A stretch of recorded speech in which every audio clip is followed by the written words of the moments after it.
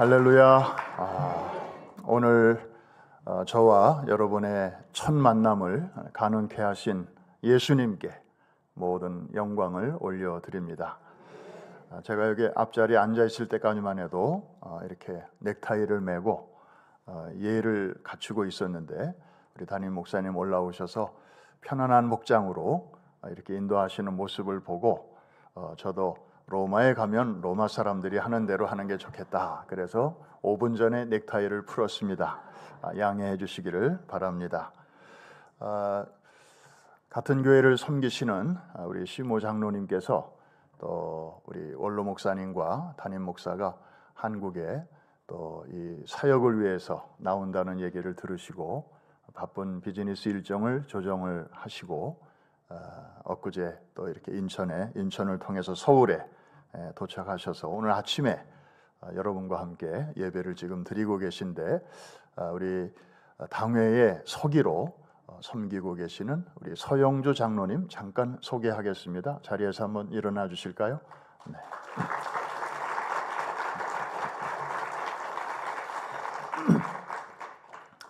매년 이맘때가 되면 제가 우리 교우들과 함께 나누는 신앙적인 덕담이 있습니다.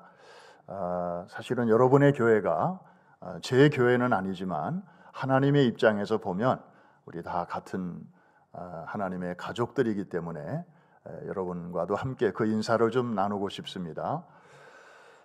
그리스도 밖에 있는 자들은 한 해 한 해 늙어가죠. 늙어갑니다. 그런데 그리스도 안에 있는 우리 성도들은요, 한 해 한 해 익어갑니다. 익어갑니다. 네. 그 이유는 지난주에 우리 부활주의를 맞이했잖아요. 예수님께서 부활의 첫 열매가 되셨고 우리는 그 다음 차례거든요. 그래서 그 다음 차례로 계속해서 한 해 한 해 영그러 가는 것입니다. 아멘입니까? 네. 그래서 여러분의 현재 나이가 어떠하든지 상관없이 우리는 익어가는 것입니다. 앉으신 자리에서 좌우편에 계신 분의 얼굴을 이렇게 쳐다보면서 또 머리 색깔도 한번 보시면서 여러분보다 젊으실 수도 있고 여러분보다 연세가 높으실 수도 있지만 상관없이 우리 이렇게 한번 축복하며 인사하겠습니다. 주 안에서 잘 익어가시네요. 예, 특별히 우리 연세 드신 분들 60대, 70대 그 이상들은 이런 인사를 받으시면 어떠세요? 늙어간다 그러면 괜히 섭섭한데 익어간다 그러면 좀 기분이 삼삼해지죠. 네, 이게 나름대로 완성을 향해서 가고 있으니까요. 몇 년 전에 위드워크 팀이 뉴욕을 방문해서 참 아름다운 교제를 나눈 일이 있습니다. 그때 우리 이규 담임 목사님께서 아주 은혜롭게 귀한 말씀도 전해 주셨습니다. 그때 그 팀들이 와가지고 정말 한국의 그 뜨거운 영성을 그대로 이제 미주에 나누어 주셨는데 지금도 저는 그때 처음 들었어요. 그 찬양을 여호와께로 돌아가자. 이 교회에서도 많이 부르나요? 네, 여호와께로 돌아가자. 그 찬양을 처음 듣는데 그냥 거기에 푹 빠졌어요. 가사도 좋고 또 선율도 좋고 정말 우리 한국인의 그 정서를 영성을 어쩌면 저렇게 잘 조화롭게 담았을까. 지금도 우리 교회에서는 그 팀들은 이제 지나갔지만 그 선한 영향력, 아까 우리 특송해 주신 대로 그 영향력은 그대로 남아서 이렇게 주일에도 부르고 또 금요일에도 부르고 있습니다. 늘 감사하게 생각을 합니다. 이 교회에 대한 그 소개를 제가 우리 해나 전도사님을 통해서, 우리 교회 출신이거든요. 알고 계시죠? 네, 해나 전도사님을 통해서 좀 늘 듣고 있습니다. 참 너무 특별한 교회다 그런 생각을 하면서 오늘 이 자리에 왔습니다. 성경에 보면 하나님께서는 당신을 이렇게 소개하실 때 즐겨 사용하시는 표현이 몇 가지가 있습니다. 그 중에 하나가 나는 아브라함의 하나님이요, 이삭의 하나님이요, 야곱의 하나님이라. 성경 읽으시다가 많이 보셨죠? 네, 무슨 뜻일까요? 3대가 거기 나옵니다. 아브라함 세대, 이것은 할아버지 할머니 세대고, 그 다음에 이삭 세대, 이것은 엄마 아빠 세대고, 그 다음에 야곱 세대, 이것은 자녀 세대거든요. 그러니까 하나님은 어느 특정 세대만의 하나님이 되시는 것을 기뻐하지 아니하셔요. 여러분, 교회들 보면 뭐 한국도 그렇겠습니다만은 제가 사역하는 미국 동부에도 그래요. 어떤 교회는 청년들만 많이 모이는 교회가 있어요. 그런가 하면 어떤 교회는 이제 있던 청년들 다 빠져나가고 노인들만 모여 계시는, 그래서 거기는 그 결혼식은 별로 없고 장례식만 자주 있는 그런 교회들이 있어요. 그런가 하면 제가 내일부터 이제 그 충남 당진에 있는 동일교회라는 곳에서 우리 한국에 계신 중형 그리고 대형 목회자 1,200명이 함께 모여서 이제 컨퍼런스를 위해서 이제 이번에 왔는데, 거기는 그 시골에, 미안합니다, 그 시골이라고 그러면 듣는 시골 사람 굉장히 좀 불편할 텐데, 서울에 비하여 이제 시골이라는 얘기죠. 거기에 그 교회 교인이 10,000명이 모여요. 그 중에 절반이 어린이와 청소년이에요. 5,000명이. 그리고 나머지 5,000명은 어른들인데 그 아이들의 부모 세대니까 되게 젊어요. 그래서 평균 연령이 뭐 막 태어난 애부터 거기 고령자까지 다 합쳐서 딱 평균 내니까 29세래요. 우리 시디 미션 철치도 굉장히 평균 연령이 젊은 교회로 제가 알고 있는데, 뭐 별의별 교회들이 다 있어요. 그런데 하나님이 정말 기뻐하시는 교회는 어떤 교회일까?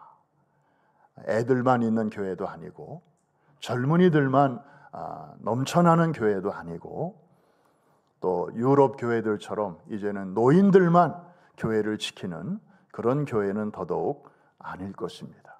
마치 한 가정처럼 할아버지 할머니도 계시고, 또 주중에 열심히 나가서 일하고 돈 벌고 식구들을 부양하는 그런 엄마 아빠도 계시고, 그리고 다음 세대 그런 자녀들도 함께 더불어 살아가는 그런 아름다운 가정, 그것이 아주 바람직한 것인 것처럼 우리 하나님도 우리 교회들을 내려다보실 때 골고루 있는 그런 교회를 하나님이 가장 흐뭇해 하실 줄로 믿어요.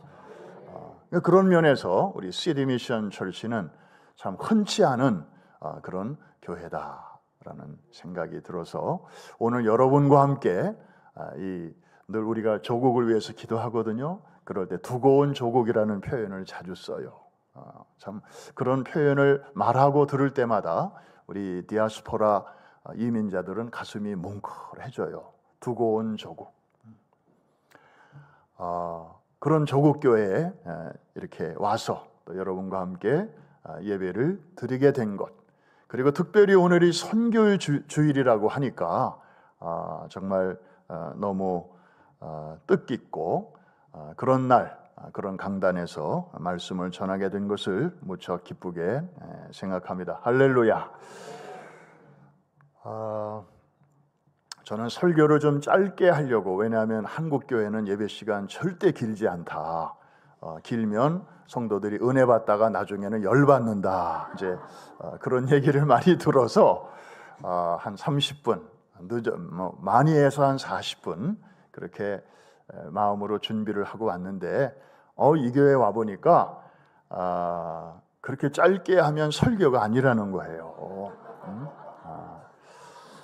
그래서 큰일 났습니다. 저는 그렇게 설교를 오래 할 전혀 그 준비가 안 돼 있기 때문에 조금 느려서 하기는 해야 될 텐데, 그러나 아주 이렇게 길어지지는 않을 거니까 안심하시고 염려 푹 놓으시고 우리 이규 목사님 평소 하시는 설교에는 거기에 아주 미치지 않도록 할 거니까 오늘 그렇게 아시고 들으시면 되겠습니다.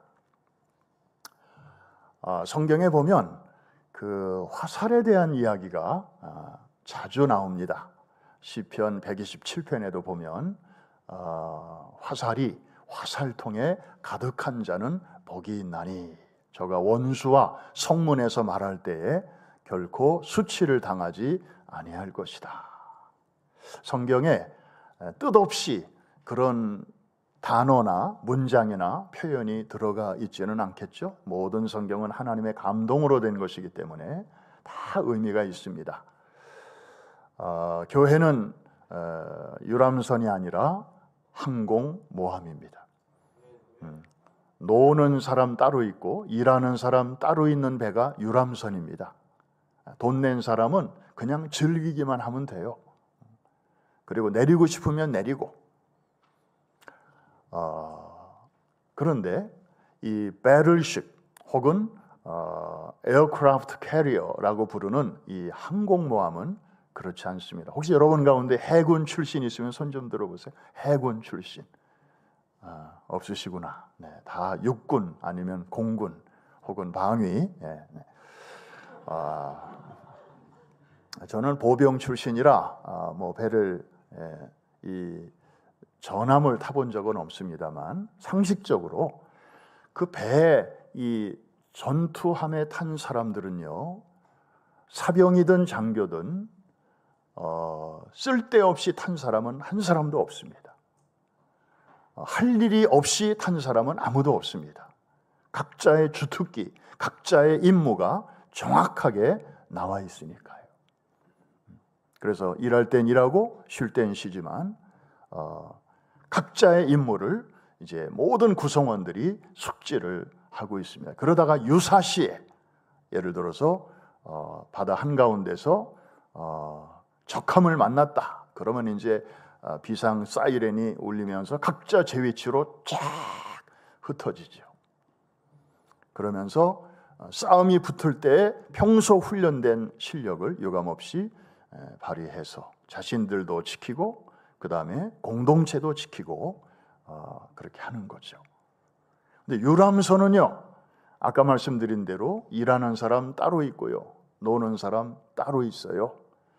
그래서 체격이 어마어마하게 크죠. 보통 4,000명 타기도 하고 6,000명 타기도 하는데 그 6,000명 타는 이 유람선은요, 일하는 사람 한 2,000명이에요. 그리고 돈 내고 탄 사람들은 4,000명. 그래서 탈 때 몸무게 재고 내릴 때 몸무게 재면 한 10파운드는 다 쪄서 내려요. 왜? 그 안에서 그냥 뭐 다 공짜로 먹을 수 있으니까. 그런데 유사시에 유람선은 정말 총 하나 쏠 수가 없어요. 훈련된 사람도 없거니와 무기도 없어요. 여러분, 한국 교회는 몰라요.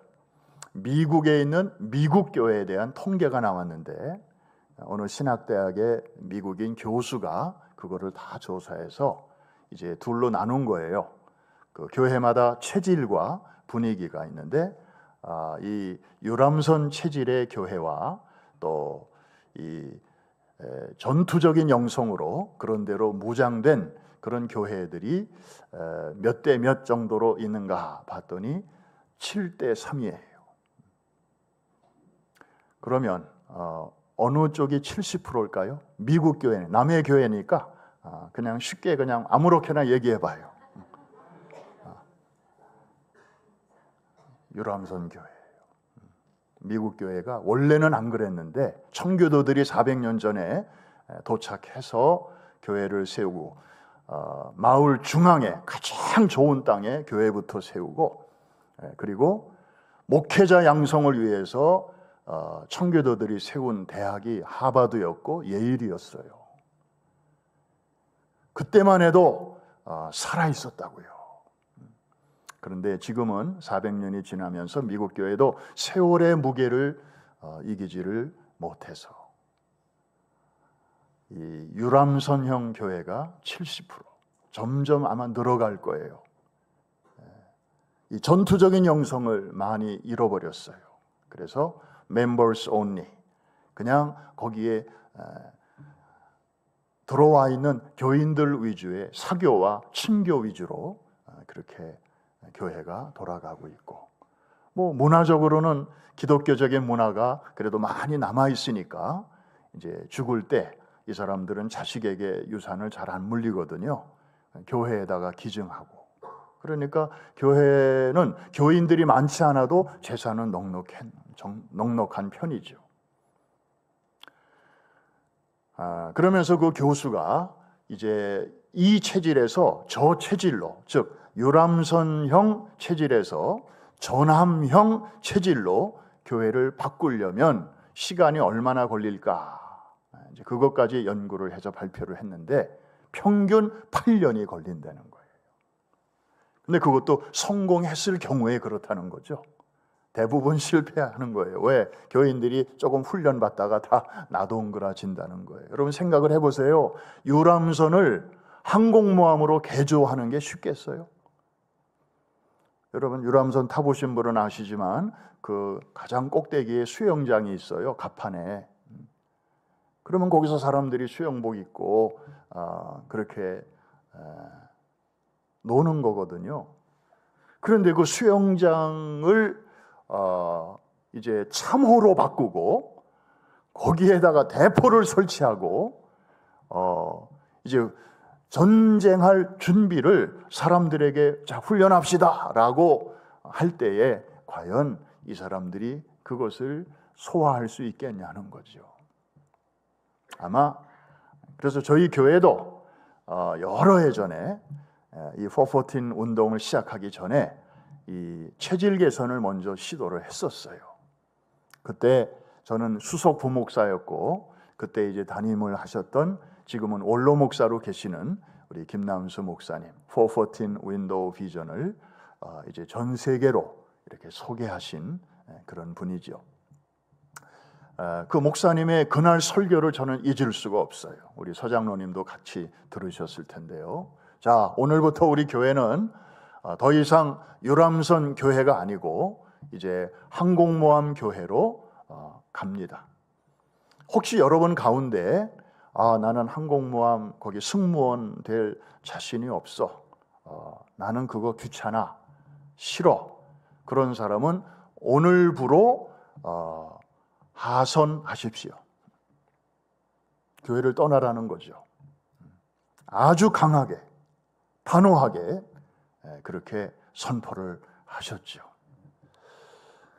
그때 그 이후에 무슨 일이 생겼을까요? 그 다음 주일부터 안 보이는 교인들이 있었을까요? 없었을까요? 그러니까 남의 교회 얘기니까 그냥 마음 놓고 얘기하셔도 돼요.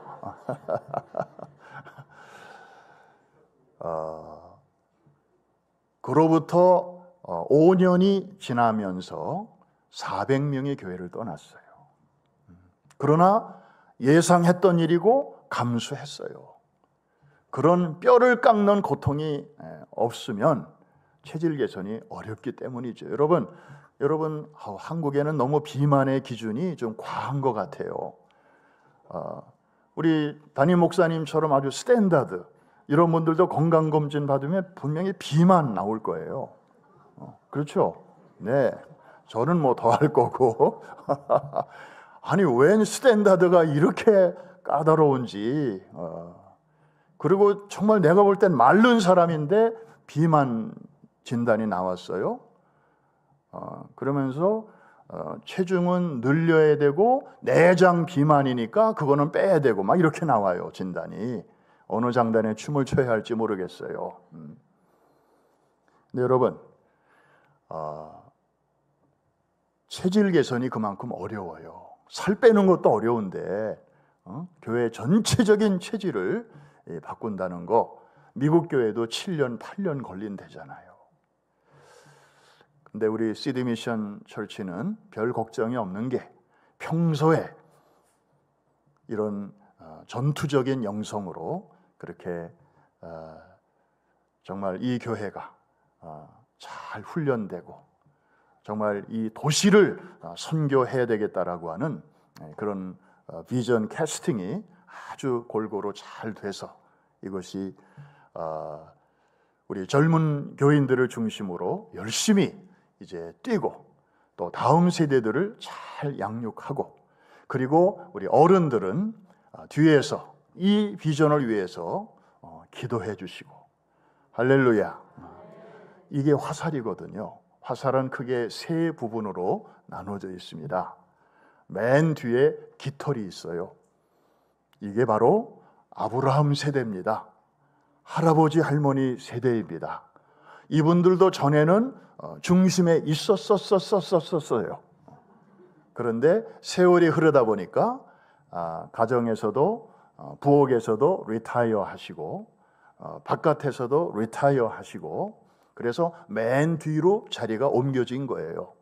그리고 깃털은 보드러워요, 약해요, 딱딱하지 않아요. 육체적으로 힘이 약해졌죠. 그리고 재정적으로 생산자가 아니에요. 그래서 사실은 사회에서는요, 나이 든 사람 이제 필요 없다고 오지 말라고 그래요.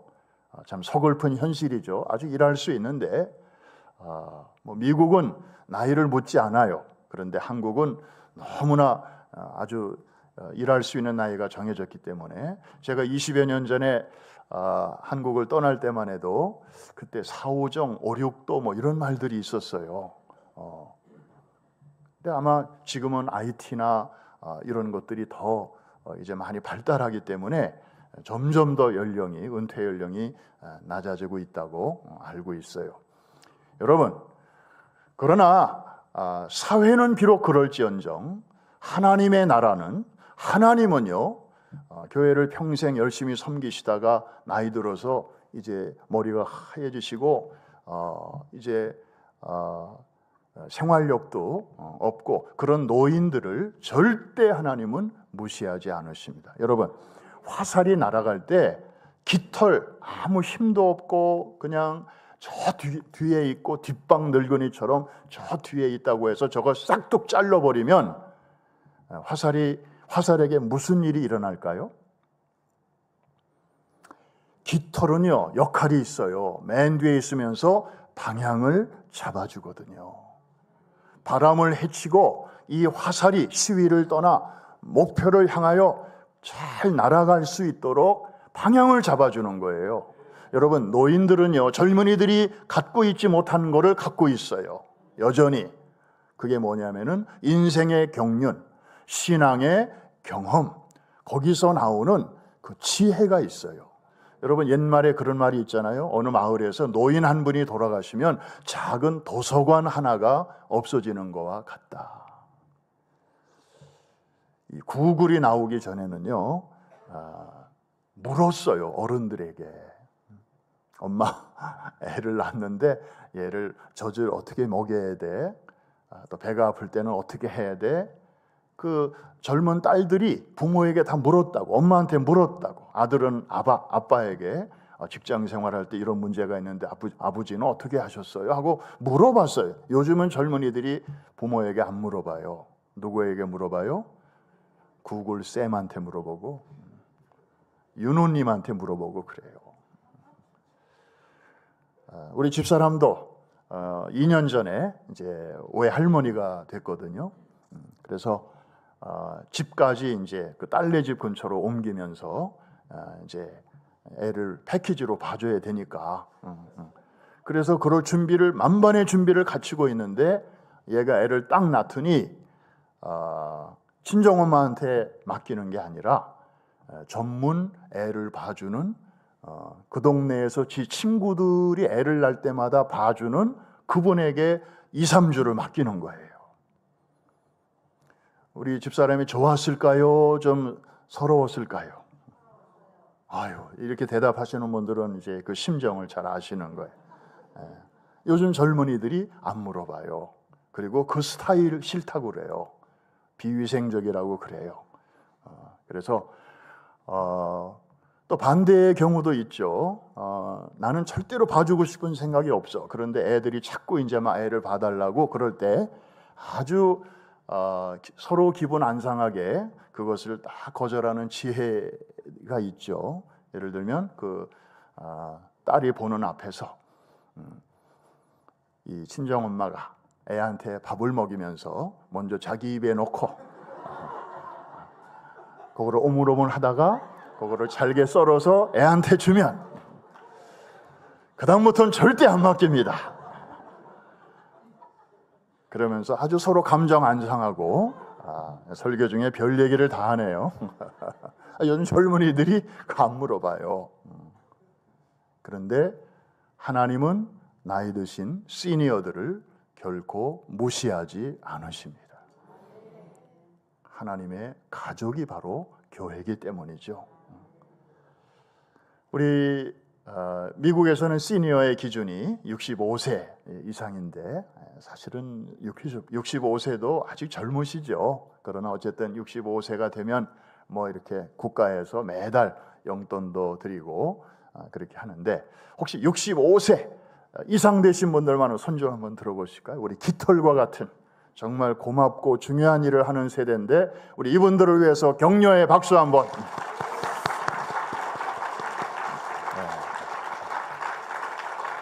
그리고 그 다음에 이제 그 화살에 보면 중간에 있는 대와 같은 세대가 바로 엄마 아빠 세대죠. 힘이 있어요. 화살의 힘은 거기서 나오는 거죠. 그래서 목표를 향하여 잘 달려갈 수 있도록 힘을 실어줍니다. 그래서 신체적으로도 육체적으로도 아직 건강하고요, 젊고, 그 다음에 경제적으로도 이제 경제 활동을 할 수 있고요. 그리고 영적으로도 보세요. 우리 교회 주일 예배 보니까 젊은이들이 나와서 다 봉사하잖아요. 찬양도 하고 특성도 하고 뭐 헌금위원도 하고 예배위원도 하고 다 젊은이들이 이렇게 하는 거를 보면서 야, 이 교회는 정말 화살이 튼튼하구나 그런 느낌을 받게 됩니다. 우리 할아버지 할머니는 아직 아니고 다음 세대를 키우시는 이 엄마 아빠들 한번 손 좀 들어보세요. 11시 예배 나오신 분들 정말 수고 많이 하십니다. 우리 격려의 박수 한번 하겠습니다. 그리고 이제 화살에서 남은 거 하나 있습니다. 알아맞혀 보세요. 뭔지. 우선 제일 작습니다. 멀리서 보면 잘 안 보입니다. 화살이 날아가는데 잘 안 보여. 너무 작아서. 그런데 화살의 역할을 감당하려면 이것만큼 또 중요한 게 없어요. 바로 촉이죠. 촉. 이 촉에 해당되는 세대가 바로 우리 자녀 세대입니다. 어린이와 청소년들이죠. 그동안에 참 한국교회가 이 세대를 무시 많이 했습니다. 교회 성장학이라고 하는 이 아주 고약한 영적 질병에 걸려가지고 애들은 교회 성장에 별로 도움이 안 된다. 애들은 헌금도 잘 안 하고 오히려 교회에 와서 이것저것 망가뜨리고 그래서 애들은 투자의 대상이지 애들은 소비자지 생산자가 아니다. 그래서 애들은 그냥 올래 먹고 말래 말라. 한국교회가 20년 동안 소위 교회 성장 드라이브에 걸려가지고 청년들 그리고 그 이상에만 관심을 가져왔죠. 그런데 그렇게 20년 해온 결과 오늘날 그 열매를 지금 보고 있습니다. 한국교회는 지금 그것이 부메랑이 돼가지고 주일학교들이 여기저기서 문을 닫는다고 그러고 교회에 와도 애들의 웃음소리를 듣기 어렵고 애들의 찬양소리를 듣기 어려운 그런 지금 상황을 맞이하고 있지 않습니까? 심은 대로 거두는 거예요. 그런데 여러분 화살로 다시 돌아가면 화살의 역할은 무슨 보이기에 멋지라고 쏘는 거 아니죠. 화살은 목표에게 다가가서 그것을 명중시켜서 짐승도 쓰러뜨리고 그 다음에 적군도 쓰러뜨려서 위기에서 우리를 건져내는 그런 무기로 오랫동안 사용해 왔죠.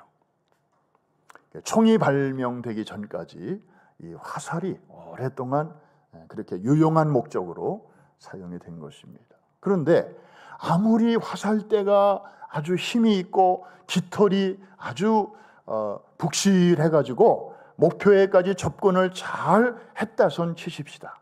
그런데 화살촉이 날카롭지 않고 그냥 이렇게 뭉툭하게 돼 있다면 비록 목표에 접촉이 된다 할지라도 아무런 긍정적인 변화 보기 어렵습니다.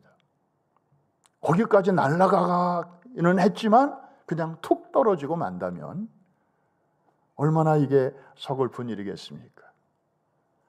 이게 촉이 중요한 거예요. 그래서 옛날에 활을 쏠 때에 그 효과를 극대화하기 위해서 독을 묻혔습니다. 독화살이 되고 그 다음에 거기다가 불을 붙이기도 했습니다. 불화살이 되죠. 그러면 이 독을 묻히거나 불을 묻히는 부위가 이 세 군데 중에 어디입니까? 촉에다가 묻히는 거예요. 중요하기 때문에. 그리고 그 타겟에 실질적으로 접촉을 하고 침투를 하고 쓰러뜨리고 변화를 가져오는 그 주체, 물론 같이 움직이는 거지만 구체적인 변화를 가져오는 그 역할은 바로 촉에 있다는 거예요. 여러분, 팬데믹 기간 동안에 한국 사람들도 골프 인구가 많이 늘었다고 들었습니다. 저도 아직 초보입니다만은 미국의 전설적인 골퍼 중에 벤 호건이라는 분이 있습니다. 이분에게 어떤 분이 물었대요. 골프에는 여러 종류의 채가 있고 또 그 채를 가지고 하는 샷이 많은 종류가 있는데 드라이버 샷도 있고 우드 샷도 있고 그 다음에 아이언 샷도 있고 그리고 이제 가까이 가서 하는 칩샷도 있고 그 다음에 그린에 올라가서 하는 그 뭐죠? 프로들이 돈 버는 거, 이 퍼팅, 이 퍼팅 샷도 있는데 당신은 골프의 그 홀 오브 페이머로서 이 중에서 어떤 샷이 제일 중요하다고 생각합니까? 그랬을 때 이분이 아주 명언을 했어요. 아까 얘기한 것 중에 어느 하나일까 하고 기자들이 귀를 쫑긋하고 있을 때 이분의 입에서 나온 대답은 의외였습니다. The next shot입니다. 다음 샷이 가장 중요하다는 말이었어요. 저는 그 말을 듣고 저절로 고개가 끄덕끄덕거려졌습니다. 역시 대가구나. 여러분, 탁구나 테니스는 한번 실수하면 점수가 당장 깎여요. 점수를 잃어요. 그런데 골프는 처음에 이거 한번 잘못 쳤다고 해서 거기서 점수가 깎이거나 그러진 않아요. 항상 그 다음 찬스가 있어요. 그래서 정신줄 잡고 그 다음 샷을 잘 치면 그 위기를 얼마든지 극복할 수가 있어요. 이해가 안 되시는 분도 좀 계신 것 같은데, 그래서 골프는 제가 이렇게 해보니까 희망의 운동이다. 그 다음 샷이 중요한 것처럼 우리 가정도 또 우리 교회도 넥스트 젠, 다음 세대가 그만큼 중요한 줄로 믿습니다. 하나님께서 정말 이 세계적인 선교 전략가인 우리 김남수 목사님과 또 아까 목사님이 소개하신 그 1040 윈도우의 그 주창자이셨던 루이스 부시 목사님을 2018년에 뉴욕에서 아주 운명적인 만남을 갖게 하셨어요. 그 당시 루이스 부시 목사님은 1040 윈도우 운동을 20년 동안 앞에서 이끌어온 전략가였습니다. 그런데 20년이 지난 후에 중간 평가를 해본 거예요. 20년 전에는 그 1040 창의 보고마율이 2.5%. 그러니까 100명이 사는 마을이다 그러면 2명 반 정도만 예수 믿는 사람이고 나머지는 완전히 불교, 이슬람, 무속종교, 그리고 무종교. 갈 길이 너무 멀었던 거죠. 그 대신 이제 이 지역만 복음화되면 예수님 곧 오신다. 이런 비전을 제시하니까 전 세계 교회들이 너도 나도 선교사들을 그 지역으로 이제 집중 파견을 한 거죠. 우리 한국 선교사님들이 앞장을 섰죠. 그래서 융단 폭격을 20년 동안 한 것입니다. 아마 여러분들이 아는 선교사님 중에 그 1040 윈도우 운동 그 존에 가서 젊음을 바치고 평생을 바친 분들 많이 계실 거예요. 그런데 20년 후에 이분이 이제 중간 평가를 해봤는데 복음화율이 늘긴 늘었어요. 2.5%였다가 4.99%. 5%라고 치면 배로 늘긴 늘었지만 100명 중에 예수 믿는 사람이 이제 5명쯤 되는 거예요. 여전히 95명은 예수 안 믿는 채 그대로 남아있는 거죠. 루이스 부시 목사님이 본인도 나이 들고 그 다음에 백혈병까지 찾아왔어요. 지쳤어요. 나는 더 이상 이 운동을 끌고 갈 자신이 없다. 오 하나님이여, 이제 어떻게 해야 됩니까? 이렇게 고민하던 차에 뉴욕의 어느 이민교회를 목회하는 제임스 김남수 목사라는 사람이 지금 어린이 다음 세대 선교가 중요하다, 이런 운동을 열심히 하고 있다는데 그 사람을 한번 찾아가서 의논을 해봐라. 그래서 그분이 뉴욕을 방문해가지고 이제 만난 거예요. 20분도 채 안 되는 그런 짧은 대화를 통해서 하나님께서 놀라운 일을 이루셨어요. 그 당시 김남수 목사님은 이제 비전을 갖고 계셨어요. 하나님께로부터 다음 세대를 그냥 기독교 교육 차원에서 잘 키우자 이런 게 아니고,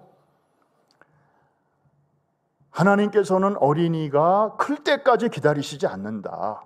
어린이는 어린이대로 선교의 주체로도 얼마든지 사용하신다.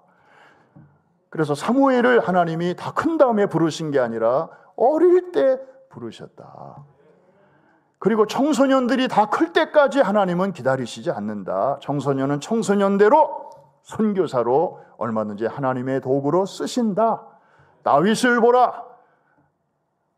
사울왕도 골리앗 앞에서 정말 쩔쩔매고 있을 때 그때 10대 소년이었던 다윗을 통해서 누란의 위기에 처한 이스라엘 민족을 블레셋으로부터 건져내시지 않았는가. 그래서 지금까지는 다음 세대를 바라보는 시각이 항상 기독교 교육의 시각에서 봤어요. 애들은 어리다, 애들은 미숙하다, 애들은 이제 잘 양육을 우선 받아야 된다. 그때까지 어른들은 기다려줘야 되고 투자해야 되고 이런 그 패러다임에 막 빠져 있었던 거죠. 그런데 성경을 다시 읽어보니까 그런 면도 있지만, 물론 기독교 교육이 기초는 돼야 되겠지만 그렇다고 마냥 애들이 클 때까지 기다리는 게 아니고, 애들은 교육의 object, 대상만이 아니라 하나님이 얼마든지 쓰실 수 있는 사역의 subject, agent, 이 주체가 될 수 있다. 패러다임의 시프트입니다. 그리고 더 나아가서 어른들과 함께 사역하는 파트너로 이해를 해야 된다. 여러분, 제가 몇 년 전에 우리 성도들과 함께 그 라틴 아메리카에 축구 선교를 갔는데요. 스테디움에 애들이 꽉 찼어요.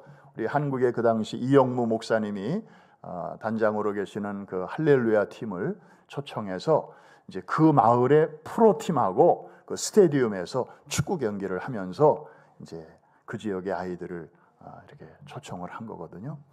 그때 해프타임에 그 지역에 그 어린이 설교자가 나와서 설교하도록 프로그램을 짰어요. 한 10살이나 됐을까?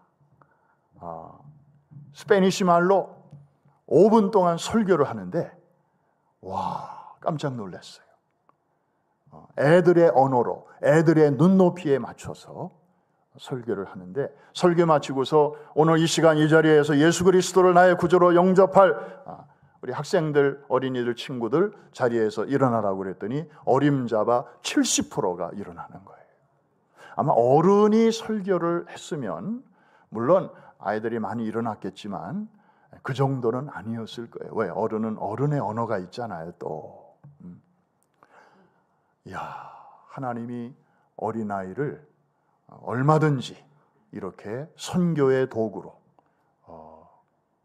그렇게 쓰시는 그 현장을 보면서 저도 생각이 확 달라지게 됐습니다. 그래서 기독 414 윈도우 운동은 두 분의 그렇게 만남을 통해서 이제 그 이듬해 2019년 뉴욕에 있는 우리 프라미스 교회당에서 전 세계 350명의 그 선교 전문가들을 우리가 초청해서 이제 officially 414 윈도우 운동은 그동안의 1040 윈도우의 next page로 삼는다. 이렇게 해서 우리가 서로의 관계를 정립하고 이거는 이거대로 열심히 하되, 그것은 지역적인 개념인데 414 윈도우 운동은 이거는 지리적인 한계가 없고 연령적인 그런 개념이기 때문에 이제 이 시대에 새롭게 우리가 다음 세대에 집중하자, 이렇게 시작이 된 것입니다. 할렐루야.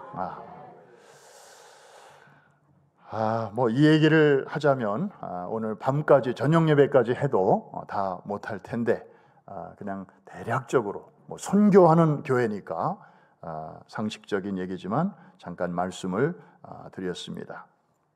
이제 오늘 짧은 시간이지만 여러분과 함께 좀 나누고자 하는 그 본론이 있습니다.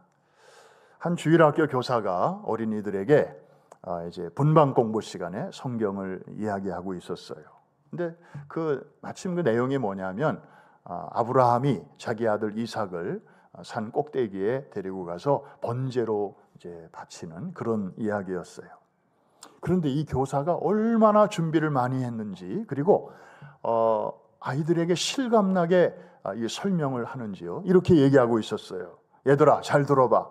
산 위에 도착한 이 아버지가 말이야, 어린 아들을 갑자기 결박하고 제단 위에다가 올려놨어.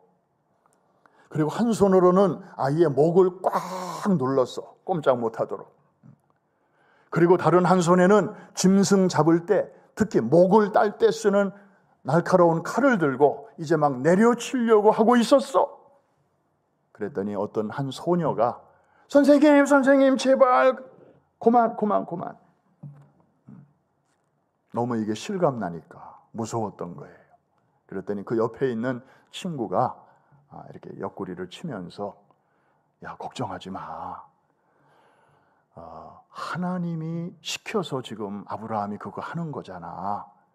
근데 하나님이 하시는 일은 처음에는 무서워도 항상 끝이 좋더라. 그러니까 조금만 더 들어보자. 할렐루야. 근데 정말 그래요. 하나님이 하시는 일은 항상 끝이 좋아요. 여러분이 알고 있는 성경 지식으로 한번 생각해 봐요. 창세기로부터 요한계시록까지 나오는 이야기 중에서 하나님이 주동적으로 하시는 일인데 끝이 안 좋은 그런 일이 어느 한 번이라도 있었나요? 혹시 찾으시면 저에게 이메일로 좀 보내주세요. 저도 찾고 있는데 아직 못 찾고 있어요. 하나님의 일은 시작은 미약할 수 있어요. 그래서 되게 힘들 수 있어요. 우리 시티미션 철치도 아마 처음에 이렇게 함께 한 가족이 돼가지고 시작할 때 좋은 일도 많이 있지만 또 힘든 일도, 여러분이 모르는 그런 힘든 일도 많이 있지 않겠어요? 저희 교회도 마찬가지고. 그리고 과정도 기대했던 것보다 좀 다른 방향으로 흘러갈 수 있어요. 너무 다를 수 있어요. 이게 뭐지? 이게 왜 이래? 이렇게 고개가 갸우뚱거려질 때가 있어요. 하나님의 일이지만. 그런데 여러분, 끝을 한번 보세요. 하나님이 시작하신 일치고 끝이 엉망으로 끝난 일이 성경에 어느 한 번이라도 나오던가요? 없어요. 그럴 수밖에 없는 이유가 있죠. 하나님이 일하시는 방법이 항상 시작은 작게 하지만 결국에는 하나님께서 뜻하신 대로 아름답게 완성하시기 때문입니다. 그래서 성경의 첫 책인 창세기를 보면 하나님이 천지를 창조하실 때 every day 똑같은 표현이 반복돼서 나오는 게 있습니다. 저녁이 되고 아침이 되니 이는 첫째 날이니라. 그 다음 날도 마찬가지. 여섯째 날까지 같은 표현입니다. 한번 따라해 주실까요? 저녁이 되고 아침이 되니. 이게 하루예요. 하나님이 계산하시는 하루. 그래서 성경의 하루는 저녁에서 시작합니다. 즉 어둠에서 시작이 돼요. 그리고 다음 날 어두워지기 직전으로 끝나요. 즉 밝음으로 끝나는 것이에요.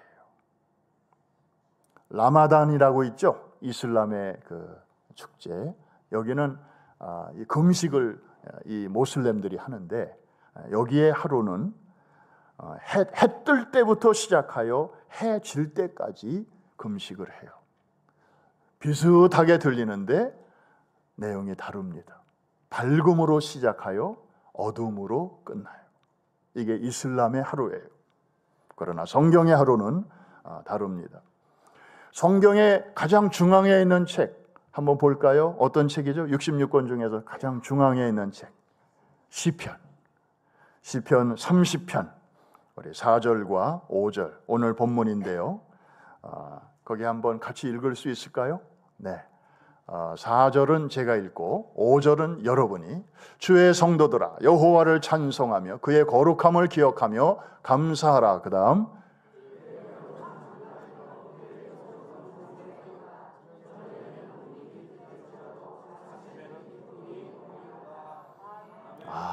저 마지막 부분 읽을 때마다 정말 마음이 이렇게 푸근해지지 않습니까?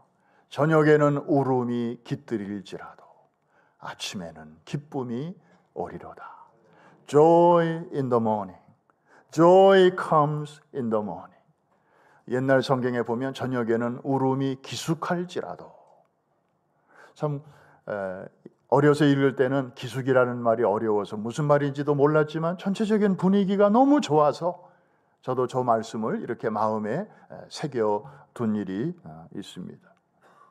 하나님이 하시는 일은 시작은 울음이 가득할 수 있지만 결국에는 우리로 하여금 웃게 하시고 기쁨으로 마치게 해 주시는 하나님이십니다.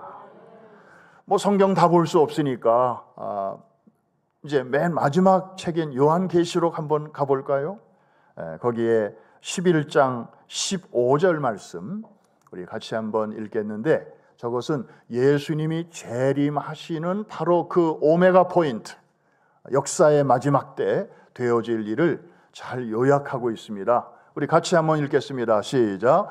일곱째 천사가 나팔을 불매 하늘에 큰 음성들이 나서 이르되 세상 나라가 우리 주와 그의 그리스도의 나라가 되어 그가 세세토록 왕노릇 하시리로다 하니.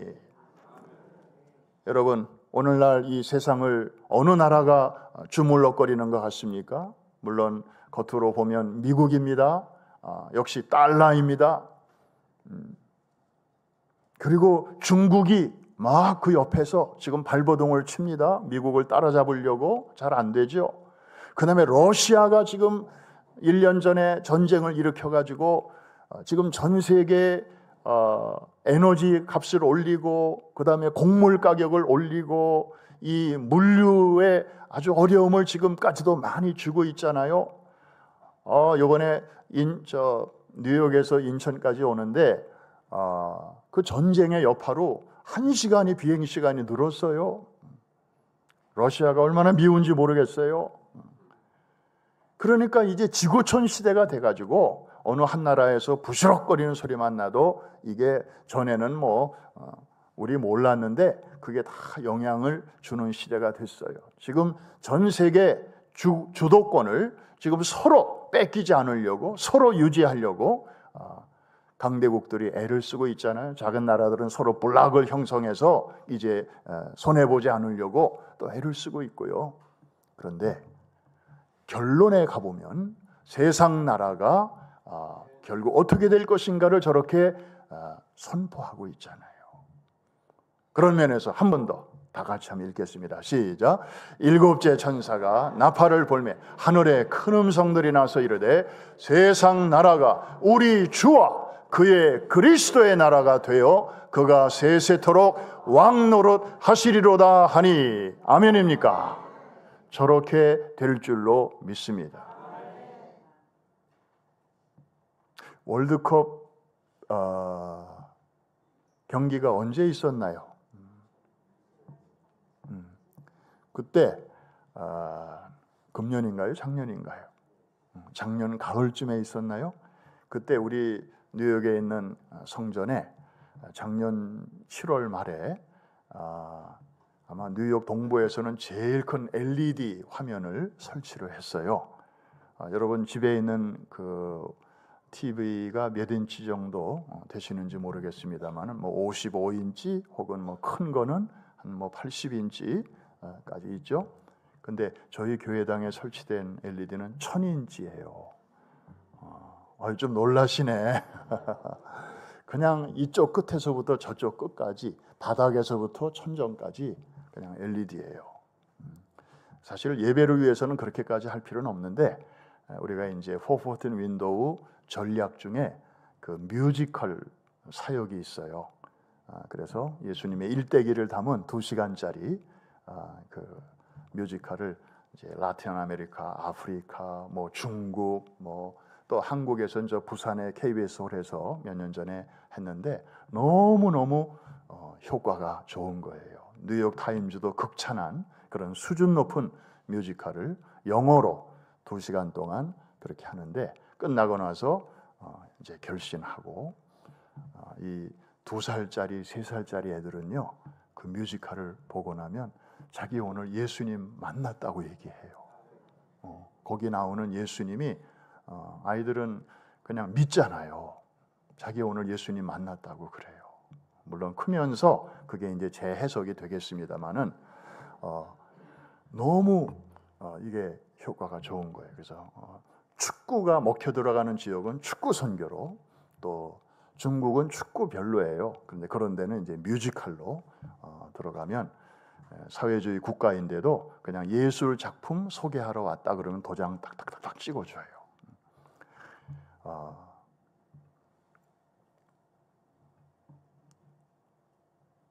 예수님이 그래서 월드컵 경기할 때 우리가 이거를 교회당을 개방을 했어요. 동네 사람들 다 와서 시원한 화면으로 같이 보고 응원하자고.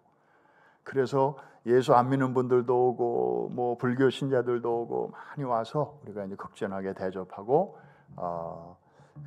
근데 그때 참 잊을 수 없는 경기 중에 그 16강으로 넘어가는 그 분수령에서 어느 나라고 했던가 그때 우리가 첫 골을 먹었죠. 그랬는데 그 다음에 만회골을 넣고 그 다음에 역전골을 넣었어요. 그래서 16강까지 올라갔던 기억이 나요. 그때 정말 난리가 났습니다. 근데 그날 그 실시간의 경기를 구경 못하고 그날 저녁 일 안 하고 퇴근해서 저녁에 그 경기를 보신 분들이 있어요. 저도 다시 봤어요. 그런데 첫 골 딱 들어갔을 때 가슴이 철렁하더라고요. 역시 벽이 높구나 그랬는데 그 경기를 이제 처음 보는 사람은 그러면 그렇지 우리가 2002년도는 그냥 우연히 그렇게 잘 됐을 거야. 그런데 저는 첫 골을 먹었는데도 좀 충격은 됐지만 낙심은 안 됐어요. 왜 그랬을까요?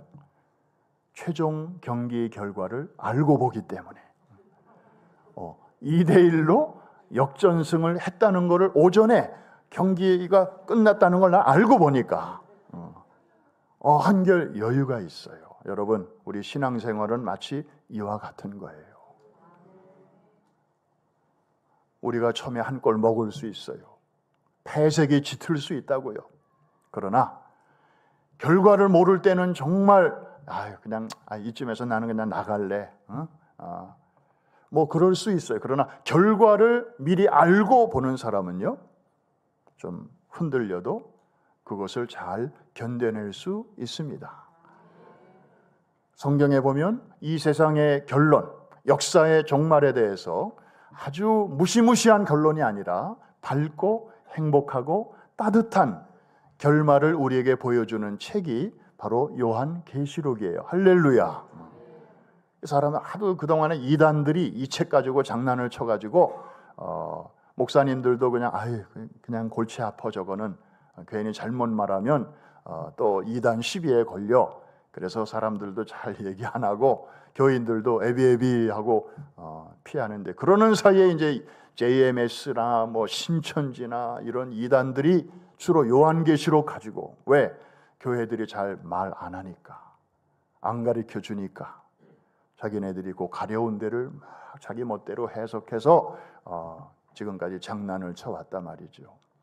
여러분, 세상 나라가 결국에는 우리 주님과 그의 그리스도의 나라가 될 것이 선명하게 나와 있으므로 결론을 미리 알고 축구 경기 보는 사람들처럼 여유 있게 믿음 생활 잘하게 되시기를 주님의 이름으로 축복합니다. 그래서 하나님이 하시는 일은 시작은 때로는 미약하고 과정은 뭐 흔들릴 수 있지만 항상 끝이 좋아요. 할렐루야. 여러분들에게 미국 목사님의 설교, 짧은 설교를 함께 좀 나누려고 합니다. 미국 샌디에이고, 캘리포니아에 있죠. 샌디에이고에는 갈보리 침례교회를 담임하셨던 그 사드락 메삭 락리치 목사님이신데, 이분은 1913년에 태어나서 2000년도에 천국 가셨어요. 87세로. 그런데 이 침례교회 목사님이 하셨던, 생전에 하셨던 그 고난주간, 그리고 부활주일, 아마 금요일에 하셨던 설교 같아요. 성금요일에. 그 설교를 저는 작년에 처음 들었어요. 그런데 얼마나 감동과 은혜가 되는지요. 저는 뭐 모태 신앙이다 보니까 어려서부터 예수님의 순환에 대한 설교, 또 부활에 대한 설교를 뭐 얼마나 많이 들었겠어요. 한국에서도 듣고 미국에서도 듣고 그랬는데 모르겠어요. 제가 경험한, 제가 들은 설교 중에는 정말 그 은혜와 감동 면에서 짧은 설교지만 4분도 안 돼요. 그런데 최고의 설교라고 감히 말할 수 있습니다. 그 설교의 제목은 It's Friday, but Sunday is coming. 오늘은 금요일, 그러나 주일이 다가오고 있습니다. 이런 설교예요. 물론 영어로 나갈 거예요. 그러나 뭐 겁먹을 거 없어요. 성경에 나오는 다 그 얘기고, 성경을 벗어난 얘기는 하나도 없고, 그리고 이제 그림이 같이 이렇게 배경 그림이 나오기 때문에 저 말은 저 배경을 설명하는 것이로구나. 할머니, 할아버지들도 누구나 다 이렇게 이해할 수 있는 그런 내용입니다. 우리 같이 한번 보겠습니다.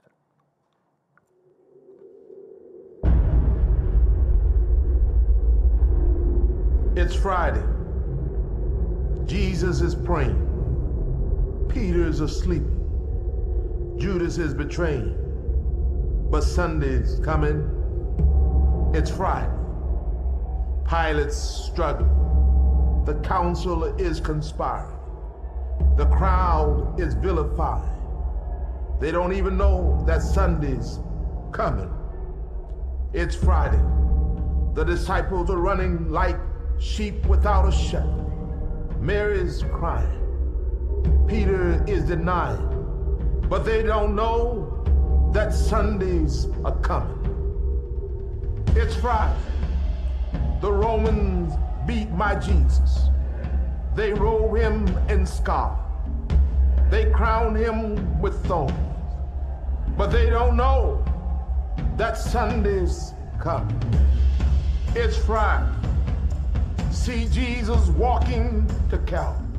His blood dripping, his body stumbling, and his spirit's burdened. But you see, it's only Friday. Sunday's coming. It's Friday. The world's winning. People are sinning, and evil's grinning. It's Friday. The soldiers nailed my Savior's hands to the cross. They nailed my Savior's feet to the cross. And then they raised him up next to criminals. It's Friday. But let me tell you something, Sunday's coming. It's Friday. The disciples are questioning what has happened to their king. And the Pharisees are celebrating that their scheming has been achieved. But they don't know it's only Friday. Sunday's coming. It's Friday. He's hanging on the cross, feeling forsaken by his Father, left alone and dying. Can nobody save him? Oh, it's Friday, but Sunday's coming. It's Friday. The earth trembles. The sky grows dark. My King yields his spirit. It's Friday. Hope is lost. Death has won. Sin has conquered. And Satan's just a laughing. It's Friday. Jesus is buried. A soldier stands guard, and a rock is rolled into place. But it's Friday. It is only Friday. Sunday is a coming.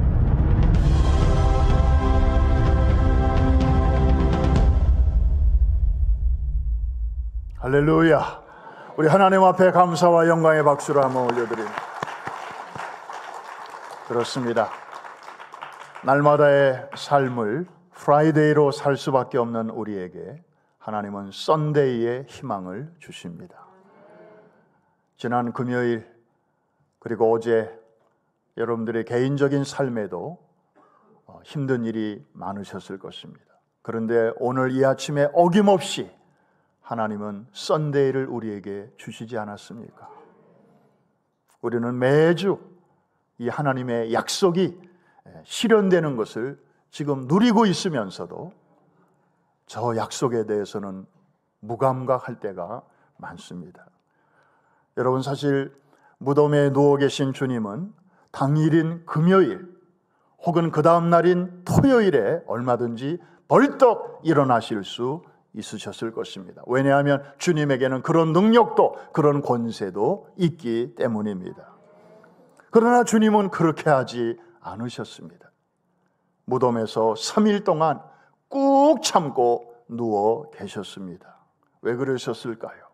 능력이 없어서요? 아닙니다. 하나님의 때를 기다리신 것입니다. 성경을 응하게 하시기 위함이었습니다. 그리고 썬데이, 낮도 아니고 밤도 아니고 썬데이가 밝자마자 첫 시간에, 이런 시간에 일어나셨습니다. 저와 여러분의 구원을 이루어 주시려고 말입니다. 여러분, 살다 보면 믿음으로 살아보려고 애를 쓰고 있는데도 때로는 예상치 않았던 일들이 들이닥칠 때가 종종 있습니다. 여러분 자신이나 또 사랑하는 가족의 건강에 갑자기 적신호가 켜질 수 있습니다. 설마 우리 아이는 아닐 거야? 우리 아이처럼 연한 순처럼 자라나는 착한 아이도 없는데 뭐, 그러던 아이가 어느 날 갑자기 속을 썩일 수도 있습니다. 그리고 잘 나가던 사업에 큰 어려움이 들이닥칠 때도 있습니다. 여러분, 그럴 때 오늘 이 흑인 목사님이 외치셨던 이 설교가 성령의 도우심으로 기억날 수 있기를 바랍니다. 그럴 때 여러분 기억하십시오. It's Friday.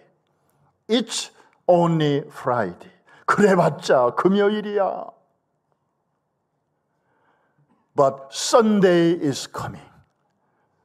하나님의 약속한 썬데이가 다가오고 있다는 사실을 기억하시기를 바랍니다. 여러분, 금년 1월 말에 어떤 일이 있었는지 아십니까? 뉴욕 지역의 목회자 30명이 튀르키예 성지 순례를 가셨습니다. 터키 땅이 굉장히 넓잖아요. 그 중에 이 동부 쪽을 주로 순례를 하셨습니다.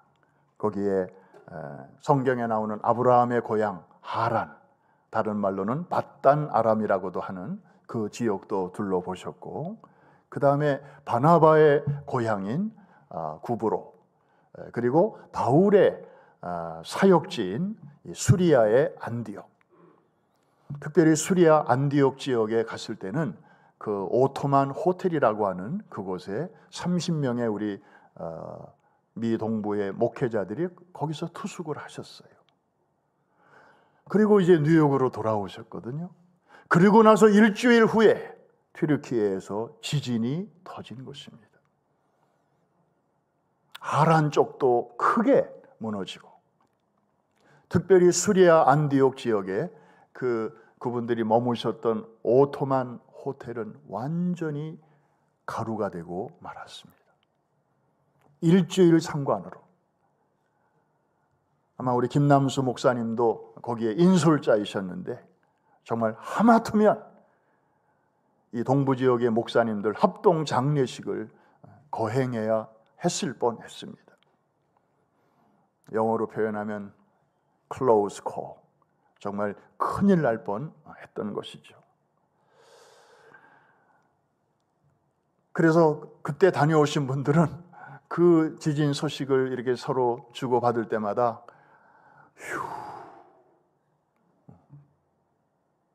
그러면서 그 다음에 하시는 말씀이, 요즘은 사는 게 아니요. 정말 하루하루 하나님의 은혜야. 살다 보면 크고 작은 위기를 만날 때마다 하나님께서는 천군 천사를 보내어서 우리를 깊은 웅덩이와 수렁에서 건져 주셨습니다. 할렐루야. 이번에 목사님들을 그렇게 건져 주신 것처럼 말입니다. 그런데 여러분, 우리가 늘 그렇게 하나님이 위기 속에서 건져 주시기를 기대하지만 어떤 경우는 이런 경우도 있어요. 하나님이 전혀 손을 뻗쳐주지를 않으셔. 하나님이 아무런 반응도 보이지 않으셔요. 아니, 하나님이 내 상황을 아예 모르시는 것 같아. 내가 그 문제를 위해서 그렇게 오랫동안 기도를 해왔음에도 불구하고 하나님은 계속 침묵 모드로 가시는 것 같아요. 여러분, 혹시 그런 상황에 계신 분 안 계십니까? 일반 성도에게도 이런 순간이 올 수 있고요. 또 큰 짐을 지고 목회를 끌고 나가는 영적인 지도자들에게도 정말 입이 바짝바짝 마를 때가 있습니다. 하나님의 침묵이 계속될 때.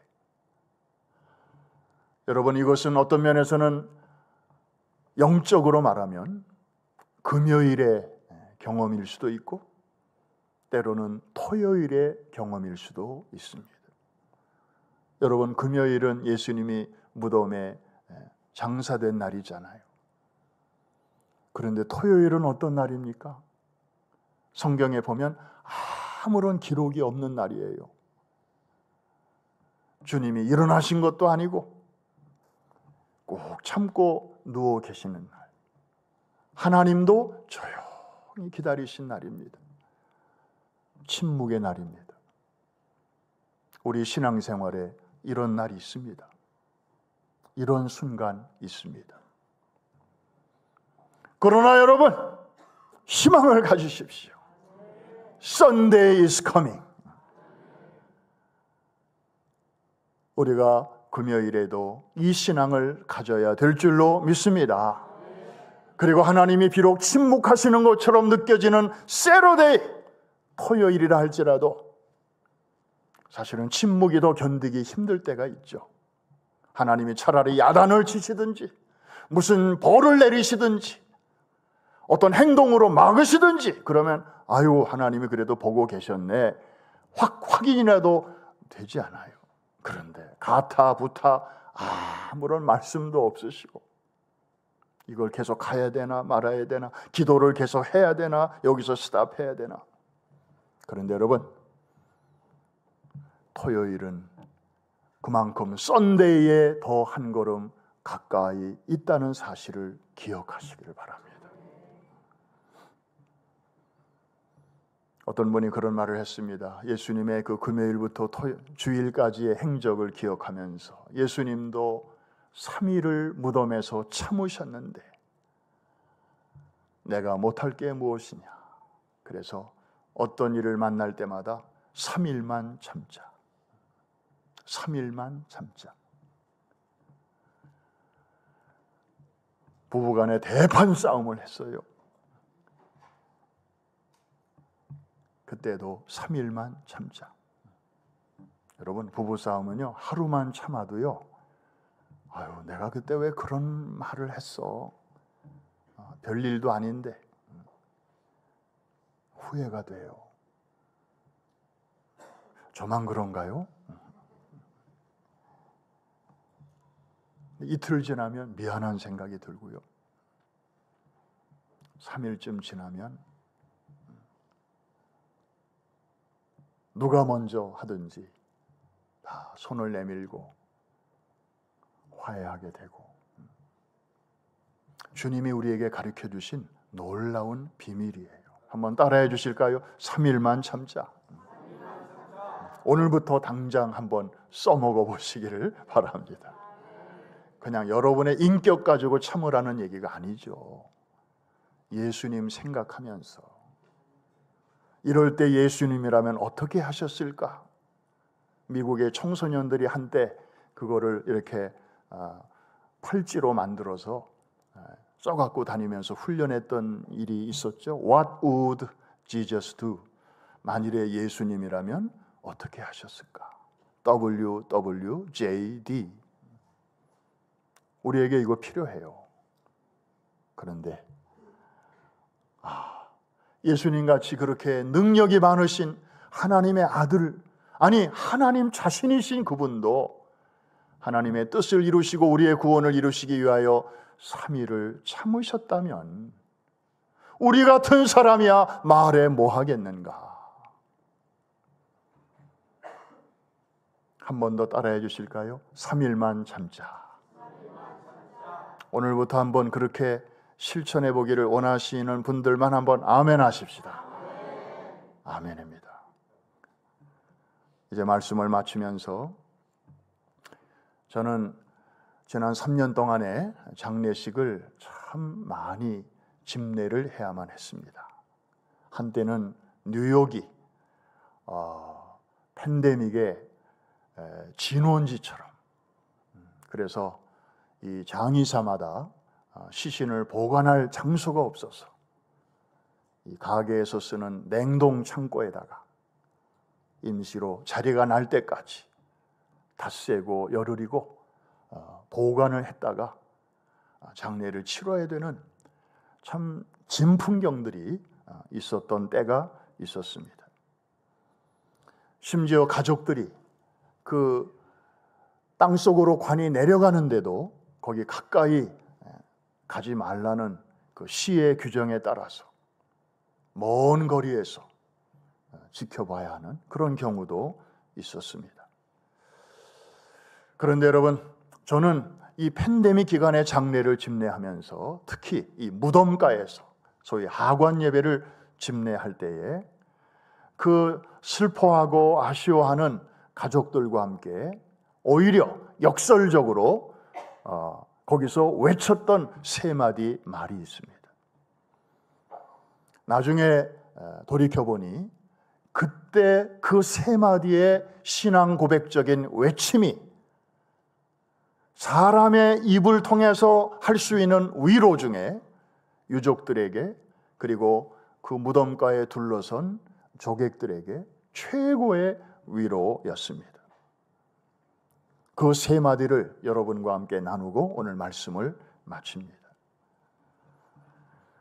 제가 한번 외칠 때 여러분도 믿어주시면 아멘으로 그렇게 한번 응답해 주시기를 바랍니다.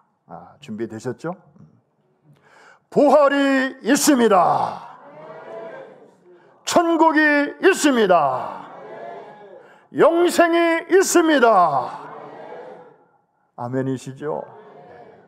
이번에는 저를 따라서 아예 이 말을 여러분이 신앙 고백으로 한번 제가 먼저 하면 여러분이 그 다음에 한번 해주시기 바랍니다. 이거는 하나님을 향한 여러분의 신앙의 고백이기도 하고요. 그리고 사망 권세를 틀어지고 오늘도 모든 인생들을 조종하고 억압하고 우리를 두렵게 만드는 그 어둠의 세력들을 향한 담대한 선포이기도 합니다. 그래서 하나님은 기뻐하시고 어둠의 세력 사탄은 움찔할 수 있도록 배에다 힘을 주고 우리 한번 힘차게 외쳐볼 수 있기를 바랍니다. 제가 먼저 합니다. 한번 오른손을 한번 이렇게 불끈 쥐고 세상 사람들도 시시껍질한 거 가지고 막 불끈 쥐고 하는데 우리는 영원한 가치를 위해서 왜 못합니까? 부활이 있습니다. 천국이 있습니다. 영생이 있습니다. 아멘입니까? 아멘입니다. 우리 하나님 앞에 감사해요. 여러분, 세상에 이런 굿뉴스가 또 어디 있겠습니까?